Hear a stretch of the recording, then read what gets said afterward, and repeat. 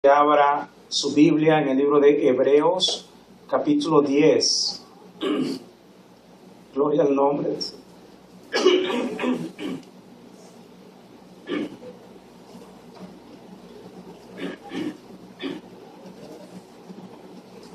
Gloria al nombre de Jesús. Hebreos, capítulo 10. Este es un mensaje que lo he predicado en algunas ocasiones y Dios me ha hecho sentir que, hable en esta mañana sobre este tema. Voy a leer del versículo 34 en adelante, hasta el verso 39. ¿Lo tienen todos? Dice así la palabra del Señor en el nombre de Jesús. Porque de los presos también os compadecisteis, y el despojo de vuestros bienes sufristeis con gozo, sabiendo que tenéis en vosotros una mejor y perdurable herencia en los cielos. No perdáis, pues, vuestra confianza, que tiene grande galardón, porque os es necesaria la paciencia, para que habiendo hecho la voluntad de Dios, obtengáis la promesa. Porque aún un poquito, y el que ha de venir vendrá y no tardará, mas el justo vivirá por fe. Y si retrocediere, no agradará a mi alma. Pero nosotros no somos de los que retroceden para perdición, sino de los que tienen fe para preservación del alma. Gloria al nombre del Señor. Vamos a orar, hermanos, para que sea el Señor hablándonos en esta mañana a través de su santa palabra. Señor Jesús, en este momento te damos gracias por tu presencia, Señor. Te damos gracias por tu pueblo, Señor, que se ha reunido en esta mañana, Señor, para alabarte, para adorarte, para bendecir tu nombre y para escuchar tu santa palabra en esta mañana. Bendice a tu iglesia, Señor. Fortalécelos, Dios mío. Habla en esta hora. Oh Dios maravilloso, te lo pido en el nombre de Jesús, en el nombre que es sobre todo nombre. Aleluya, gloria al Señor, gloria al Señor. ¿Puede ocupar su lugar? Y el título, hermano, de este sermón es Perseverando en las luchas.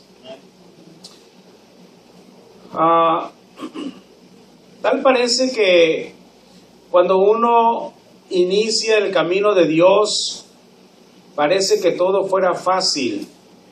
Por lo regular, cuando una persona se entrega a Dios, es porque escucha el mensaje de un Dios maravilloso, escucha el mensaje de un Dios poderoso, escucha el mensaje de un Dios invencible, de un Dios incomparable. Hermano, cuando alguien acepta a Jesús en su vida, es porque ha escuchado algo muy grande. Puedo decirlo por el testimonio en mí. Cuando yo me entregué al Señor es porque verdaderamente escuché que Dios puede suplir toda necesidad. Y obviamente cuando yo llegué a la iglesia estaba cruzando una situación difícil, un problema que para mí era muy grande y muy difícil de resolver. Y cuando yo llego a la iglesia, entonces yo escucho lo que el Señor puede hacer. Hermano, yo era un joven religioso que iba a la iglesia constantemente, pero cuando yo asistí a la iglesia pentecostal y escuché que Dios puede hacer cosas estupendas, cosas grandes, cosas poderosas. Por ejemplo, yo escuché que una hermana estaba testificando que le daba gracias a Dios porque ella, en ese tiempo, estoy hablando del año 1985, ella estaba dando gracias a Dios porque tenía que pagar $600 de puros tickets que le habían dado, y la cuestión es que ella no tenía el dinero. Para poder pagar los tickets tuvo que conseguir el dinero, y cuando ella se presentó a la corte, ella estaba dando gracias a Dios porque cuando ella fue a la corte su nombre no apareció en la computadora. Entonces ella regresó el dinero y estaba muy contenta y muy agradecida con Dios. Y según el problema que yo tenía, pues yo dije, si es verdad lo que esta señora dice, porque obviamente yo no le llamaba hermana, pues yo no era hermano. Yo estaba llegando a la iglesia como un visitante y yo llegué, hermano, y escuché ese mensaje o ese testimonio, aparte de la palabra de Dios. yo pasé al altar y le dije al Señor, Dios, si es verdad lo que esa señora acaba de decir, entonces eso quiere decir que tú puedes hacer algo en mi vida. Tú puedes también borrar mi nombre de la computadora. Y empecé a hablar con el Señor y le dije, si tú lo haces, yo te voy a servir el resto de mi vida. Hermano, quiero decirle que después de un mes, el Señor me contestó. El Señor me demostró, hermano, que Él es un Dios maravilloso, que Él es un Dios que contesta, que es un Dios grande y poderoso. Y al mirar la respuesta a la oración, yo me entregué al Señor con toda mi alma, con todas mis fuerzas, con todo mi ser. Y era tan maravilloso y tan hermoso el camino que había conocido que me sentía completamente feliz. Tal parece que eso nos pasa a muchos, pero llega el momento que empiezan a llegar las pruebas, las dificultades, las luchas. Tenemos el ejemplo aquí de los hermanos a los cuales se les está hablando en este libro.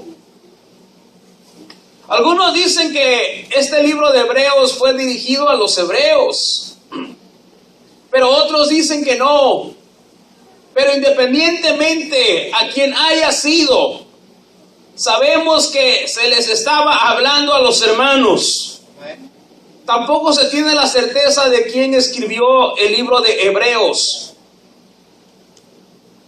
Los del Oriente dijeron que ese libro fue escrito por el apóstol Pablo. Pero los del sur del África dijeron que fue escrito por Bernabé. Y hoy día los teólogos dicen que fue escrito por Apolos. Porque según el léxico que tiene el libro, Apolos tiene testimonio de que era un hombre intelectual y poderoso en las escrituras. Y esa es la razón, el por qué consideran que fue escrito por Apolos. De manera que no se sabe quién escribió el libro, pero sí sabemos que lo inspiró el Señor. Porque toda escritura es inspirada por Dios. Entonces miramos que según el verso 34, en ese tiempo los hermanos, algunos estaban siendo encarcelados por causa de la predicación del Evangelio, por causa de haberse entregado a Dios, por causa de estar testificando del nombre de Jesús. Empezaron a encarcelarlos y ellos tuvieron la disponibilidad, tuvieron aquella destreza, hermano, de afrontar cualquier circunstancia. Estaban yendo a la cárcel. Otros entregaban sus pertenencias con gozo, dice la Biblia. Con gozo entregaban sus bienes, todo lo que poseían lo entregaban. Eso fue en un principio, cuando recién se convirtieron, cuando recién conocieron y escucharon el mensaje. Ellos tuvieron la disponibilidad de darlo todo. Pero llegó el momento cuando, por alguna razón, el verso 35 dice: no perdáis pues vuestra confianza, que tiene grande galardón. Eso quiere decir que los hermanos, aquellos hermanos fervorosos, aquellos hermanos que lo entregaron todo, aquellos que estaban dispuestos a ir a la cárcel, estaban empezando a desmayar. Es obvio que cuando vienen las pruebas, el ser humano muchas veces titubea. Es verdad que a todos nos pasa en algún momento, cuando vienen las pruebas, las luchas, que muchas veces no entendemos el por qué nos está pasando aquello. Llegamos a dudar, llegamos a confundir, de pronto llegamos a confundirnos porque el diablo viene y nos habla al oído y nos dice: ¿dónde está tu Dios? Y llega la voz del enemigo que nos dice: ¿qué caso tiene que vayas a la iglesia? Mira, has orado y Dios no te oye. Debemos de reconocer que el cristiano pasa momentos cruciales, momentos difíciles. Muchas veces el cristiano lucha con oraciones no contestadas. Aunque Dios contesta la oración y Él nos oye en todo tiempo, mas sin embargo hay momentos en que oramos y no recibimos la respuesta en el momento que nosotros queremos. Que muchas cosas son contestadas en el tiempo de Dios, y es lo que el Señor quiere que entendamos, que todas las cosas tienen su tiempo. Amén. Y las cosas muchas veces no se resuelven como uno las espera, como uno las quiere, sino que tiene que ser como el Señor quiere. Y por eso es que el cristiano llega a confundirse y llegan esos momentos. Pero se les dice a los hermanos que no desmayen, que no pierdan la confianza, porque es necesaria la paciencia para que, habiendo hecho la voluntad de Dios, obtengáis la promesa, porque un poquito y el que ha de venir vendrá y no tardará.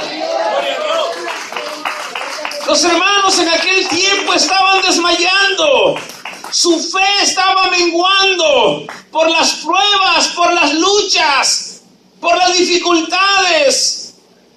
Pero se les dice: no perdáis vuestra confianza, porque nosotros no somos de los que retroceden para perdición, sino de los que tienen fe para preservación del alma. Amén, aleluya.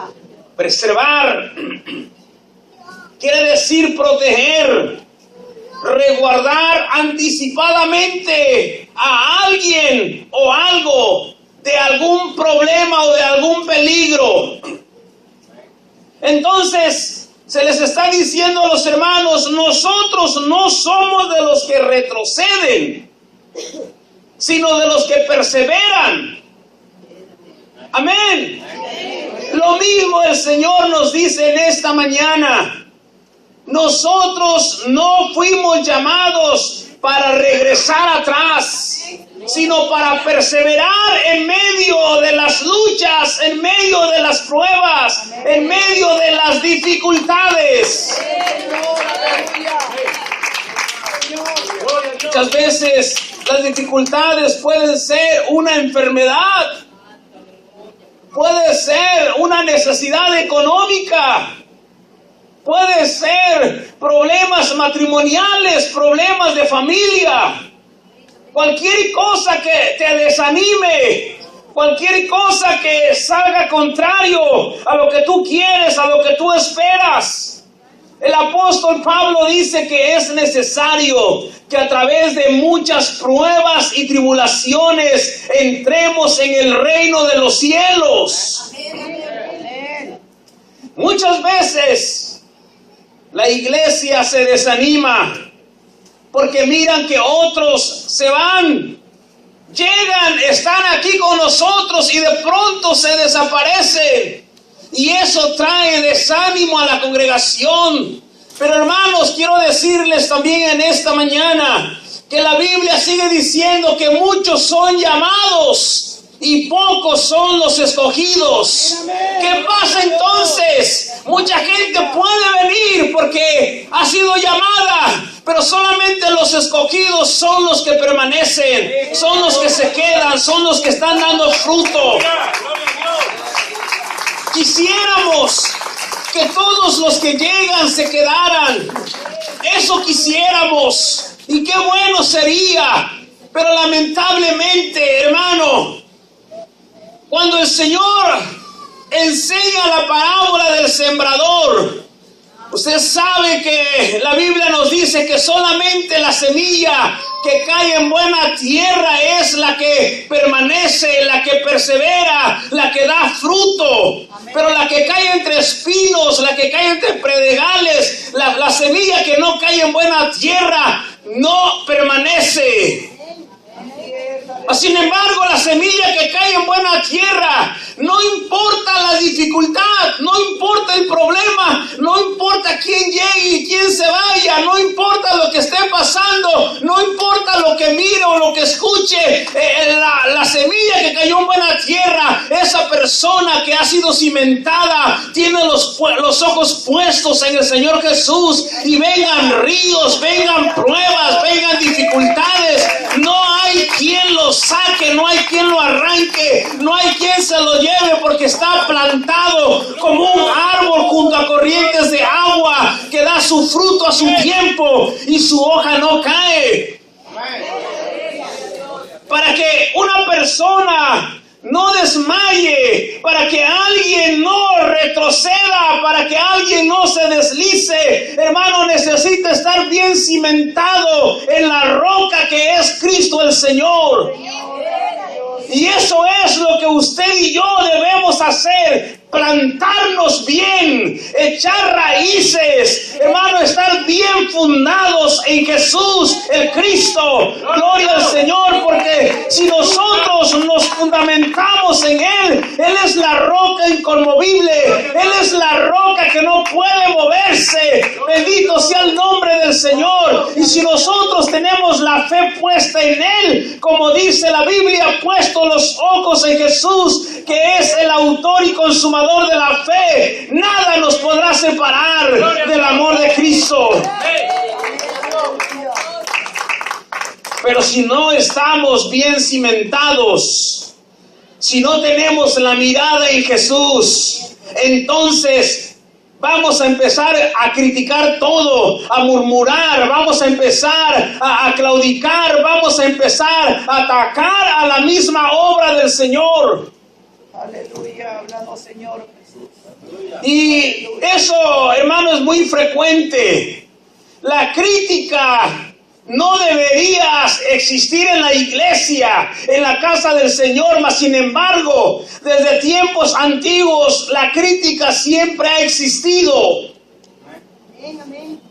¿Cuántos no se levantaron en contra de Moisés? Mucha gente, aún líderes, hombres y mujeres que estaban cerca de Moisés, delante de él, lo felicitaban, lo abrazaban, pero a sus espaldas, hermano, lo criticaban y hablaban mal de él. Hablaban, y no solamente de él, pero de toda su familia. Y miramos por las Escrituras que quien se levantaba en contra de Moisés, quien hablaba en contra de él, no estaba hablando precisamente en contra de él, sino en contra del Señor. Porque aunque un hombre puesto por Dios tenga faltas y cometa errores, y no hay uno que no las cometa, todo ser humano cometemos errores, sea líder o no sea líder, sea pastor o no sea pastor, cometemos errores. Pero aunque el hombre que Dios pone tenga errores, Dios lo respalda. Cuando Él comisiona a alguien, lo equipa, lo respalda, le da su palabra y la cumple. Dios le dijo a Moisés: yo estaré contigo. Porque Moisés se atrevió a decirle a Dios: si tú no vas conmigo, mejor yo no salgo. Y Dios le dice: yo voy a estar contigo. Y cuando Dios pone a alguien frente a una congregación, Dios lo respalda. Por eso, iglesia de Dios, tenga mucho cuidado de levantarse en contra del hombre que Dios ha puesto en este lugar. Aun cuando usted mire errores en él, aun cuando él cometa faltas, guárdese de hablar en contra de él, porque lo que usted diga en contra de él, lo está diciendo en contra del Señor Jesucristo. Porque Él lo puso. ¿Cuántos lo creen? Porque Él lo puso aquí. Y usted no puede señalar los errores de Él cuando usted mismo, usted misma también comete errores. Gloria a Dios. ¿O habrá alguien que no comete errores? Háblanos, Señor, háblanos. Hermanos, hubo hombres y mujeres que en el tiempo de Jesús se creían muy santos. Todavía. Y cuando encontraron a aquella mujer en el acto del adulterio, la trajeron delante de Jesús, porque ellos estaban acostumbrados a apedrear a tales personas, porque así lo estableció la ley de Moisés. Y vinieron ante Jesús y le dijeron: hemos hallado a esta mujer en el mismo acto, ¿tú qué dices? Ellos esperaban que Jesús les diera la autorización para que la sacaran fuera de la ciudad y la apedrearan. Pero ¿cuál fue la sorpresa? El Señor les dijo: el que se sienta sin pecado, arroje la primer piedra. Así es. ¿Y quién pudo arrojar la piedra? Nadie. Nadie. Empezaron a salir desde el más pequeño hasta el más viejo. Todos se fueron y solamente quedó Jesús con la mujer. Y el Señor le dice: mujer, ¿dónde están los que te acusaban? Todos se fueron. ¿Por qué? Porque aún los religiosos, aún los líderes fueron acusados por su conciencia. Entonces, ¿qué aprendemos de allí? Que todos estamos expuestos a cometer errores, a fallar. Y por eso dice la Biblia: puesto los ojos en Jesús, que es el autor y consumador de la fe. Nuestra mirada, nuestra esperanza, nuestra confianza debe de estar en Jesús. Es el que no falla. Jamás ha fallado. Jamás fallará. Él es fiel. Él es Dios sobre todas las cosas. Bendito por los siglos de los siglos. A Él sea la gloria y la honra por siempre. Todos estamos endeudados con Él. Todos estamos comprometidos con Él. Todos debemos de seguirle a Él. Y todos debemos de tener la mirada solamente en Él. Dios pone a alguien para que nos predique, para que nos enseñe, nos instruya, para que nos guíe. Pero siempre el guía está diciendo, porque nosotros mismos tenemos puestos los ojos en Jesús. De modo que todos debemos de ir siguiendo a Jesús. Y si vamos siguiendo a Jesús, entonces debemos de mantenernos firmes en medio de las luchas. Porque en el momento de la lucha el Señor no nos abandona. Él no nos deja, sino al contrario, Él nos carga. Gloria a Dios.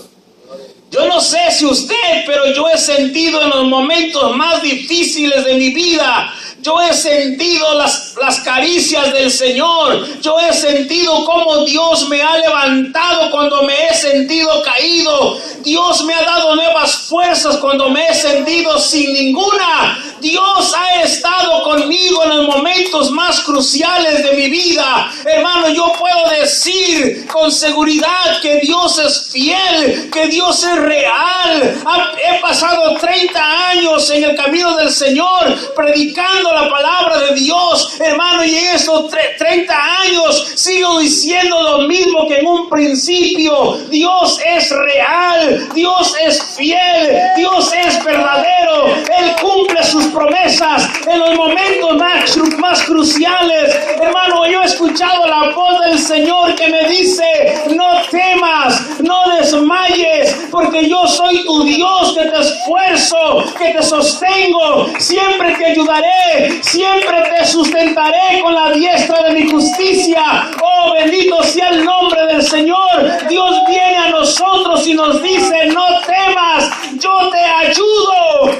Realmente, hermano, yo he mirado que Dios abre la puerta cuando todas se cierran. Cuando nadie puede abrir la puerta, Dios la puede abrir. Cuando el ser humano dice: cuando la ciencia falla y la ciencia dice que ya no se puede hacer nada, Dios dice, yo sí puedo. Gloria al nombre del Señor. Dios puede manifestarse en lo imposible. El apóstol nos advierte en el libro de Efesios 6:12, porque no tenemos lucha contra sangre y carne, sino contra principados, contra potestades, contra los gobernadores de las tinieblas de este siglo, contra huestes espirituales de maldad en las regiones celestes. Nos dice la Biblia que nuestras luchas no son carnales, sino espirituales. Debemos de pedir a Dios que nos dé discernimiento para poder entender y mirar y apercibir cuando viene el ataque o se levantan los dardos de parte del enemigo. Porque solamente un individuo espiritual se va a dar cuenta cuando el diablo se está levantando en contra de la obra del Señor. Porque si alguien no tiene el sentido espiritual, si no tiene discernimiento, se acercará a alguien hablando, criticando, murmurando, oponiéndose a la obra del Señor. Y si no hay discernimiento, le sigue la corriente. Pero si alguien es espiritual, inmediatamente va a parar aquel dardo. Amén. Amén. Aleluya. Hay personas que llegan a la iglesia y bueno, a veces por la ignorancia, pero hay quienes pretendiendo conocer la palabra de Dios y llegan atacando todo lo que se hace en la iglesia. ¿Y por qué venden talentos? ¿Y por qué ofrendas? ¿Y por qué diezmos? ¿Y por qué esto? ¿Y por qué aquello? No deberían de hacer así, deberían de trabajar de esta manera. Y sutilmente hay personas que llegan y en sus conversaciones empiezan a seducir a las personas. Amén. Pero iglesia de Dios, Predíquenos, hermano. debemos de tener discernimiento Amén. y debemos de aplicar la palabra de Dios y aprender a apagar los dardos del maligno. Amén. Cuando se levanta algo, una murmuración, un comentario en contra de la obra de Dios, inmediatamente usted aplique la palabra. Gloria al Señor. Aleluya. El enemigo es bien astuto. Amén. Amén. Él sabe llegar. Y bien que sabe. Porque él mira y él oye. El diablo es un Dios. Y como un Dios tiene poder, él está limitado porque no está en todas partes, pero tiene demonios y los esparce. Y ellos oyen y ven. Y por eso es que conocen la vida del cristiano. Porque ellos oyen lo que usted habla y lo que yo hablo. Y muchas veces se les abre puertas sin que uno se dé cuenta. Por eso debemos de estar bien conscientes de lo que hablamos, de las conversaciones que hacemos, porque hay un demonio que está escuchando. Y la Biblia dice que Satanás se presenta delante de Dios todos los días. Él es el que lleva y trae. Y cuando un individuo en la congregación también lleva y trae, está ejerciendo el mismo papel. Aleluya. Amén.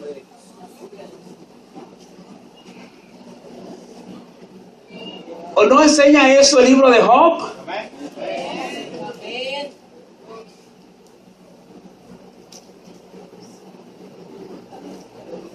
Y Dios le da oído. al enemigo. Dios le pregunta a Satanás, ¿de dónde vienes? Él contestó, de rodear la tierra.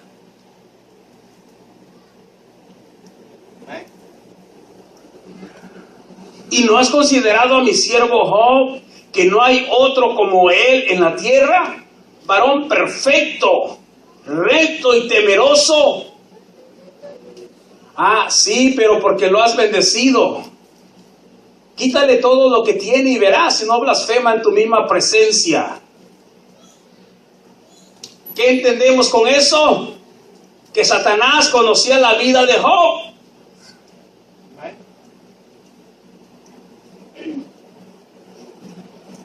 Y había una conversación entre Dios y él.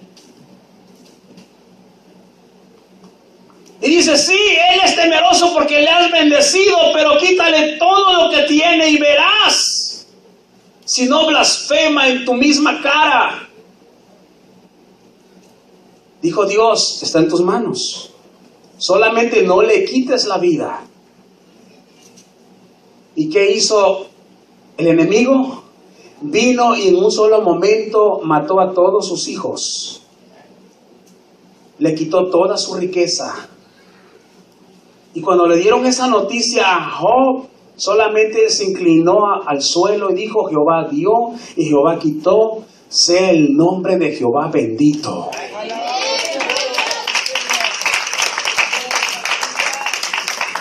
Hubiera sido otro y hubiera empezado, y entonces ¿dónde estaba la protección de Dios? Y entonces ¿dónde estaba Dios? Y hubiera empezado, pero no. Él era un hombre cuerdo, maduro, espiritual, que pudo asimilar la situación, pudo pensar bien lo que iba a hablar, lo que iba a decir, y él siguió confiando en Dios. Él dijo, yo sé que mi Redentor vive. Amén, aleluya, sí, Señor. Y no con eso el enemigo todavía continuó. Porque Dios le dijo a Satanás, ya ves, tú hiciste que yo pusiera a prueba a Job. Y te has dado cuenta que se sigue manteniendo con aquella integridad, con aquella fidelidad. Y el enemigo le dice, bueno, piel por piel, vámonos, piel por piel. Y verás, si no blasfema en tu misma presencia. Entonces viene otra vez y le pone una sarna maligna desde la cabeza hasta los pies. Y todavía Job se siguió manteniendo firme. Aun cuando su esposa le dijo a Job, ¿aún retienes tu integridad a Dios?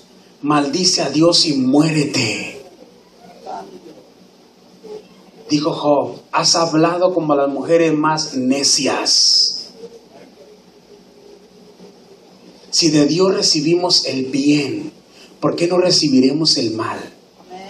Y con todo eso Job no pecó, sino se mantuvo fiel, firme.